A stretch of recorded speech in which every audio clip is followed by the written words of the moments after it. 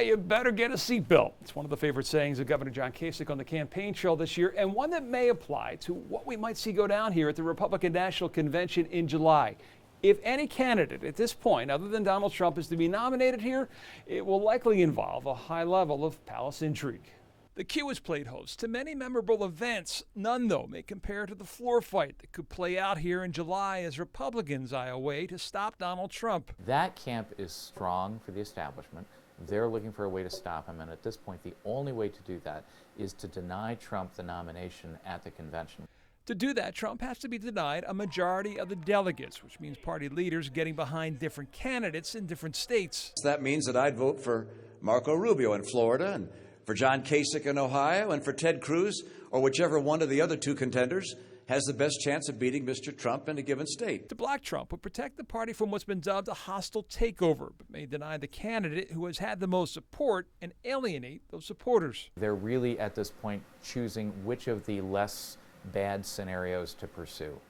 Keep in mind, nearly 3/4 of the delegates that will be coming to Cleveland will be chosen not by the candidates who won them, but by state party leaders at state conventions. And while they're bound to their candidate on the first ballot only, they're free agents after that. And they're not bound on issues like rule changes, which is the political equivalent of moving the goal line, something that could come into play here. Donald Trump and Hillary Clinton, they lead the delegate count clearly at this point, and they find themselves this morning under Jamison Mueller's microscope in this morning's PolitiFact Political Fact Check. You are 3 times more likely to be able to get a mortgage if you're a white applicant than if you're black or Hispanic, even if you have the same credentials. Hillary Clinton set off a viral firestorm in the mortgage industry with those comments at a televised Las Vegas town hall 2 weeks ago, saying she would fix the injustice. PolitiFact wanted to see if Clinton was telling the truth. She added an important qualifier, even if you have the same credentials. And that's really where Clinton's talking point goes off the rails a little bit for accuracy. Clinton's campaign said she misspoke when she added the same credentials line.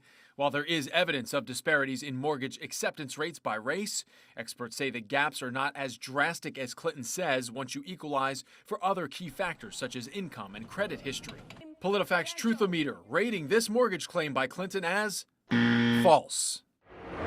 Next up, this anti-Trump TV ad being heavily run by a pro-Rubio super PAC in Marco Rubio's home state of Florida.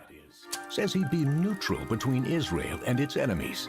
The ad painting Trump as someone playing both sides in the Middle East conflict, pointing to comments Trump made at a recent town hall. Trump refused to pick a side, saying that would hurt his ability to serve as a negotiator. PolitiFact said Trump's past pro-Israel stances make this one iffy. If you look at his other comments, he's actually said, I'm in favor of Israel. PolitiFact saying Trump's current words dilute his past stance, rating this one as half true. I'm Jamison Mueller. We'll see you next week for another PolitiFact Fact Check. Well, one of the selling points of Cleveland landing the Republican National Convention was the number of new hotel rooms that we had coming online. A block of them tomorrow with the opening of the new Scofieldpton Hotel. We were the first to get a sneak peek.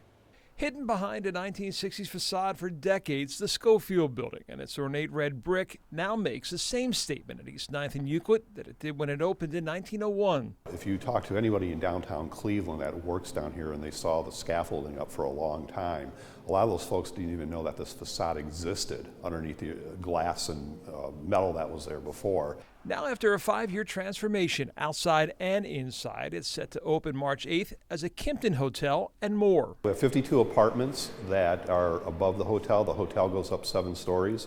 8 through 14 are apartments. They range from a junior 1-bedroom exec all the way through a 3-bedroom, 2.5 bath.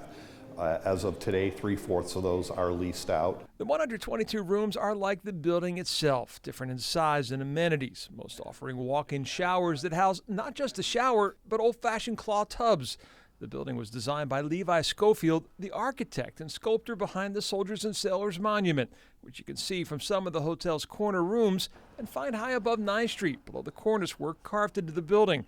The boutique hotel features not a lobby, but a living room and adds to the city's inventory of different types of hotels. And just by looking at that, the meeting planner or the convention planner gets another perception of Cleveland that they do have diverse offerings.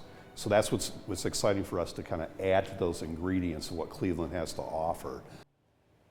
Well, next up will be the Drury Hotel, opening in the old school administration building. Then the biggie, the 600-room Hilton Convention Center Hotel, opening June 1st. With Democracy 2016, I'm John Kosich. Enjoy your Sunday.